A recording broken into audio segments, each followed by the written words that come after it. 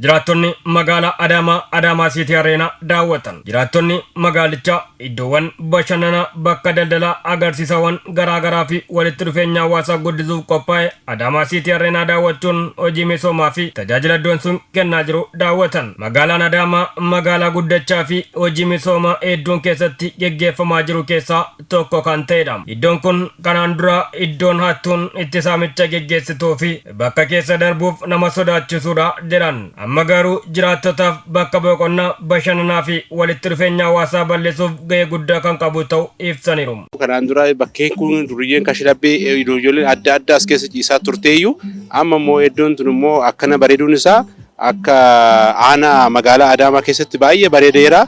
Dhugaa dubbannee bulchiinsi magaalaa Adaamaa waan kana irratti xiyyeeffannoo guddaa hojjetee jijjiiramnichi waa baay'ee jijjiiraa jira, lafas jijjiiraa jira, namas jijjiiraa jira. Waawaayetu jijjiiramaa jira jechuudha. Lafti kun lafa ajaan biran dabare lafa funyaan qabatanii funyaan keessatti bakka qabatetti keessa nama seenaa funyaan dhibee adda addaatiif nama saaxilaa ture. Bakka hattoonni nama keenyatti ajjeesaa itti saamaa turanidha. Amma jijjiiramni akkanaa kun dhufee bakka hojii ta'ee bakka bashannanaa ta'ee bakka iddoo hara galfannaa ta'eetiin iddoo meeshaaleen adda addaa itti argaman ta'eetiin argamee jechuudha. Kun jijjiirama guddaadha. Kun waan nama gammachiisu namni marti jiraatan magaalaa Adaamaa marti iddoo kan hin beekaa. Keessumaa dargaggootaaf carraa hojii uumuun yeroo isaanii karaa bu'a qabeessa ta'een itti akka dabarsaniif faayidaa kan qabu ta'ullee himan. Kanaaf qaala'insa jireenyaa hawaasaaf hir'isuu keessatti iddoo guddaa ta'a. Keessattuu meeshaalee bu'uuraa kanarratti. Kanaan alatti immoo hundaa ol immoo iddoo hawaasni keenya itti bashannanu keessattuu dargaggeessi keenya iddoo oolmaa garaagaraa oolurra iddoo akkanaa iddoo bareedaa iddoo sammuu namaa boqochiisuu danda'u ooludhaan carraa hojiis dargaggoota keenyaa kan bal'inaan itti uumuudha jechuudha. Yoo agartan dargaggeessa keenyaaf hedduudhaaf carraa hojii kan itti uume ta'uu isaati jechuudha. Akkasumas iddoowwan akkanaa babal'achuun miidhagina magaalattii guddisuu fi hawwatamummaa ishee cimsuu keessatti qooda olaanaa qaba jedhaniiru. Jidduun kun jiddu gala bashannanaa ta'ee jiddu gala haala galfii ta'ee bakka jijjiiramaa bakka bareedaa ta'ee bakka sammuun namaa itti boqotu ta'ee jira. Jijjiirama guddaadha kun.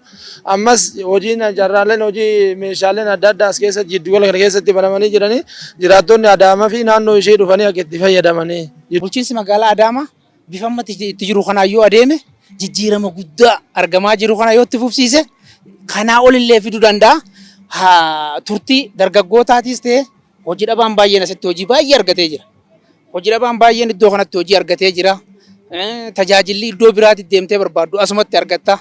Kanaaf baay'ee namatti tola. Magaalaan Adaamaa guddina magaalaa ammayyaa fi tajaajila hawaasaa cimsuuf hojiiwwan adda addaa itti fufuun ishee agarsiistuu guddaa ta'uusaas hubanneerraa jedhan. Ittiin guddaa fi fakkeenyummaa qabu Adaamaa City Areenaan bulchiinsa magaalaa Adaamaatti eebbifamuunsaa akka nama dhuunfaa tokkotti gammachuu guddaan natti dhagahameera. Gammachuu qofa osoo hin taane Itoophiyaanonni yoo hojjenne waan guddaa agarsiisuu akka dandeenyu xiqqii guddaan nutti uumeera jechuudha.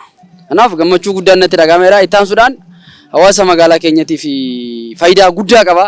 Keessattuu hawaasni magaalaa keenyaa fayyadamummaa hawaasa magaalaa keenyaa keessatti fayyadamummaa gama diinagdeef hawaasummaan jiru keessatti iddoo olaanaa qaba jechuudha. Yoo amma argaa jirtan kana hawaasni keenya karaa adda ta'een dambala'ee karaa adda addaatirraa kallattii hundaan iddoo kana daawwachuudhaaf dhufaa jira jechuudha. Jijjiirama guddaatu mul'ate. Wallahi biyya teenya argitanii akka biyyoota addunyaatti hawwaa ture san amma akka gadi itti gammanne jechuudha. Bu'aa guddaa qaba, hawwii guddaa qaba. Kun jijjiiramni kun baay'ee bareedaadha. Magaalaan akkatti biyyattiin jijjiiramte jechuun guddinni biyyattiitiin guddinni magaalaa tokkollee ni jijjiirame jechuudha. Ka biyyan baatti ta'uun isaan biyya keenya keessatti arguun baay'ee nu gammachiisa jechuudha. Jiraattonni kunneenis qabeenya magaalichaa akka kan isaaniitti ilaaluun itti fayyadama isaanii kan guddisanii fi hojii misoomaa gara fuulduraatti magaalichi hojjetu deeggaruuf piroojeektiin Adaamaa City Areenaa kaka'umsa guddaa kan agarsiise ta'us himaniiru.